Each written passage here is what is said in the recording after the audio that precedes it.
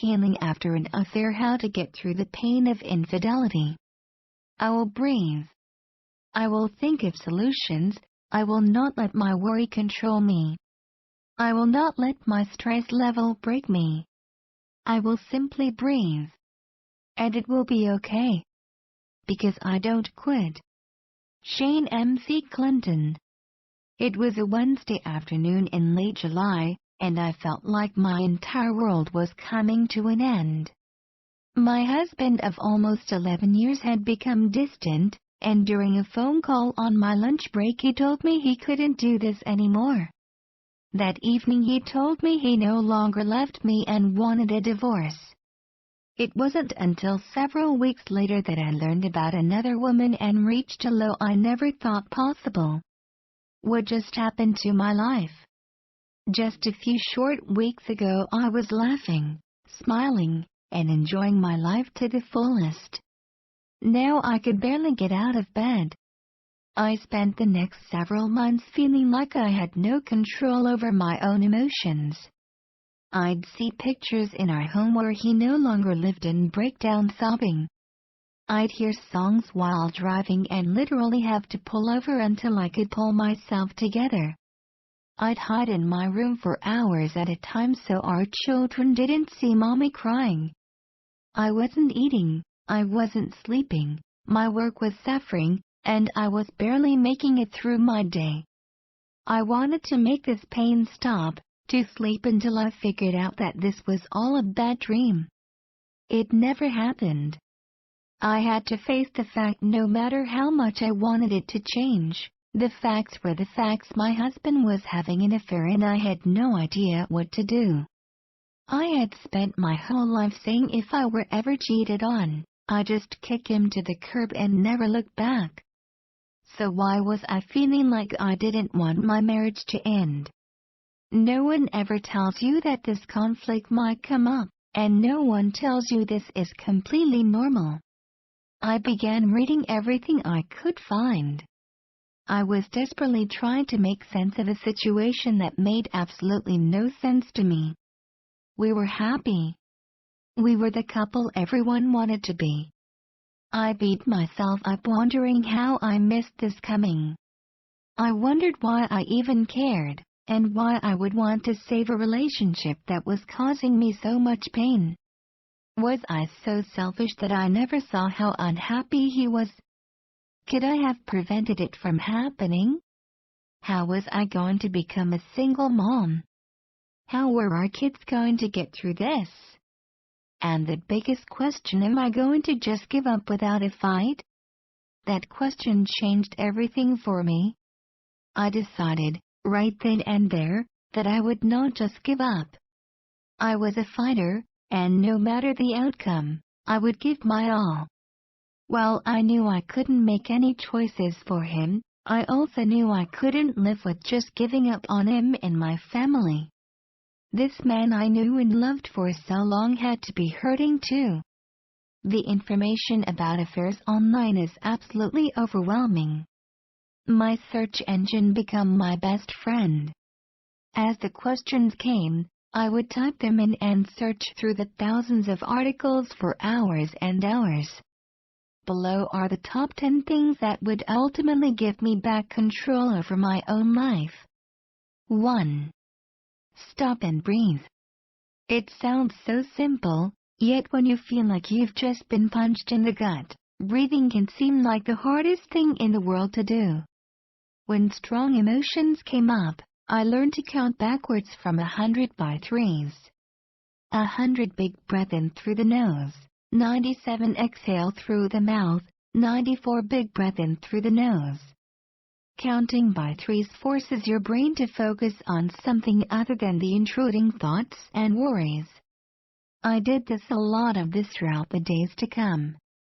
After a while, I finally felt as though I could control my own breathing no matter what was happening around me. At a time when I felt as if I had no control over anything, I finally discovered that I could control something. I could control myself. 2. Start writing. Get a pen and paper, grab your computer, or put a journal app on your phone. Whatever works best for you, just start doing it. There is something about writing down whatever you are feeling that allows you to release some of the emotion behind it. In the beginning, I felt like I didn't have the energy to do this. Once I started writing, I realized how much of my energy I could get back by releasing some of the pain I was feeling. 3. Eat. I literally stopped eating. The thought of food made me sick to my stomach. I had no energy and dropped an entire pant size in 2 short weeks. Eat anything. Soup and watermelon become my lifeline. Make it simple, make it nutritious, but make it happen. You need your energy to get through this, and I promise, you will get through this.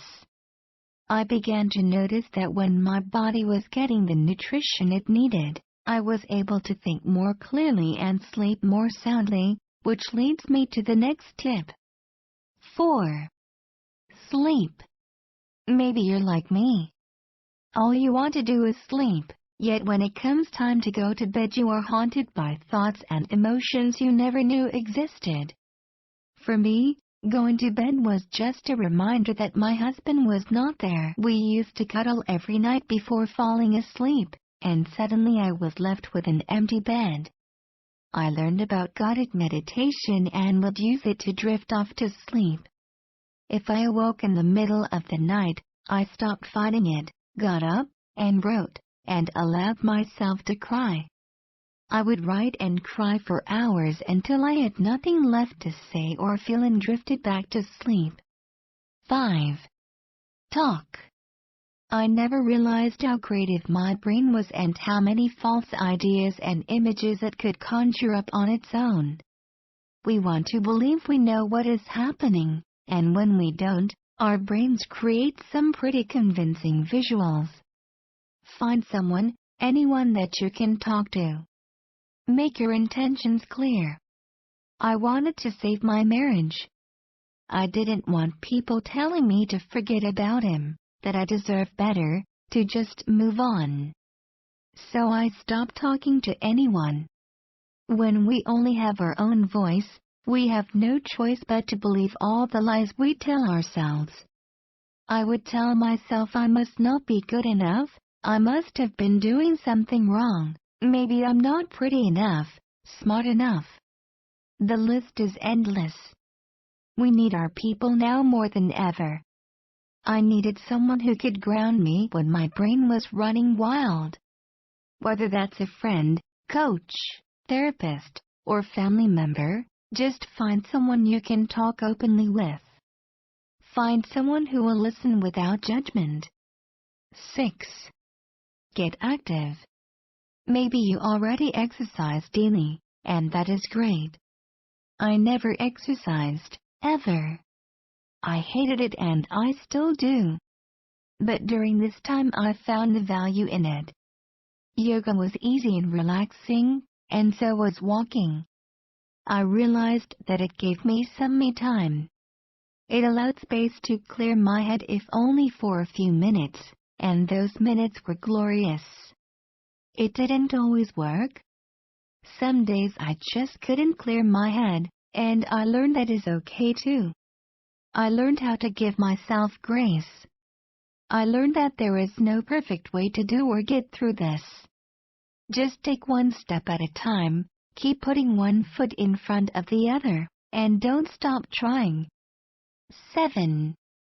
Know that whatever you are feeling is normal. You will experience a roller coaster of emotions that you never thought were possible. How can you possibly love and hate someone so much at the same time? How can you go from laughing to crying in a matter of seconds? You may feel embarrassment, shame, guilt, love, hope, and everything in between. The roller coaster is real, and you know what? It is completely normal. This realization was one of the most freeing.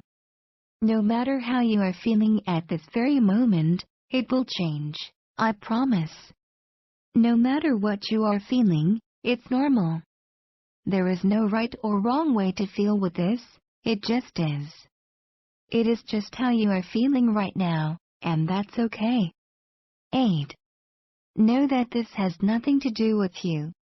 It was all too easy for me to blame myself. It was my fault that he no longer loved me. I would learn that this never had anything to do with me. I did not make these choices for him. I did not do anything to cause him to make these choices. He didn't ask me ahead of time. He didn't even tell me that he was unhappy. These were choices that he made completely on his own. He was suffering, and when someone else boosted his self-esteem, he latched on as if it were his only lifeline. He didn't realize how much he had been hurting over the years. All he knew was that he wanted to feel good, and because he didn't know why he hadn't felt good before, he blamed me for his years of misery. He eventually learned that it was never about me. He learned that no matter how far he ran, he couldn't outrun his own demons. I later learned that while we can all work to improve how we show up in our relationships, nothing we are doing or not doing excuses an affair. However, since I wanted to save my marriage, I had to take a long hard look at myself and see where I could show up better in my marriage. I learned how to be a better listener. I learned how to be more compassionate and understanding when my husband was going through a difficult time. I learned the art of patience. And I learned what unconditional love really means. 9. Make time for you. What did you enjoy doing before you were a couple? What hobbies or activities do you have on your own? If you don't have any, now is a great time to find one. Look at what is being offered in your community. Look at local schools. Did you always want to learn to cook? Take a cooking class. How about sewing, yoga, finances, painting, or computers? Take a class. Whatever it is for you, find something.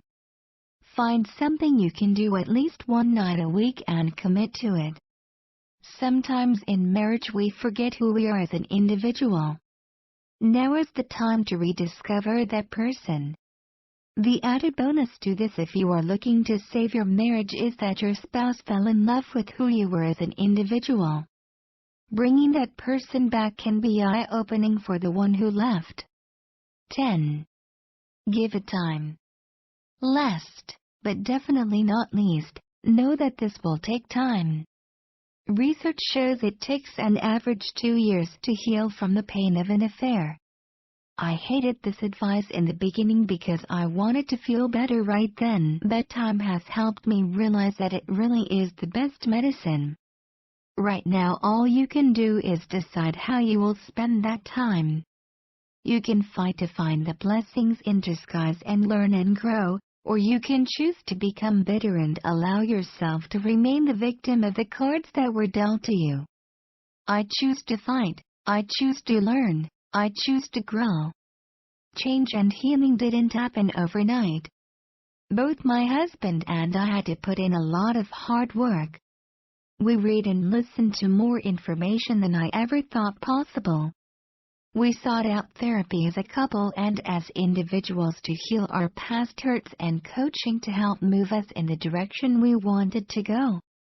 Ultimately, we learned that our communication had to improve. He needed to be able to communicate when he was upset about things, and I needed to be able to receive this information without becoming confrontational or defensive.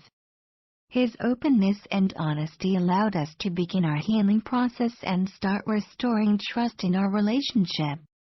One day it dawned on me that I hadn't thought about the affair at all for several days. I wept as I realized I had my life back, only it wasn't the life I had thought I wanted a few years ago. It was a life that had become better than anything I could have ever imagined. 3 short years later, and both my husband and I will tell you we are happier than we have ever been. Our marriage is stronger than it ever was. our connection is greater and our communication is better. Looking back on that day when I thought my life was coming to an end, I now smile, realizing that for us, it was the start of a new beginning. While I never wish the pain we endured on anyone, I have learned that sometimes the greatest pain brings us the greatest blessings.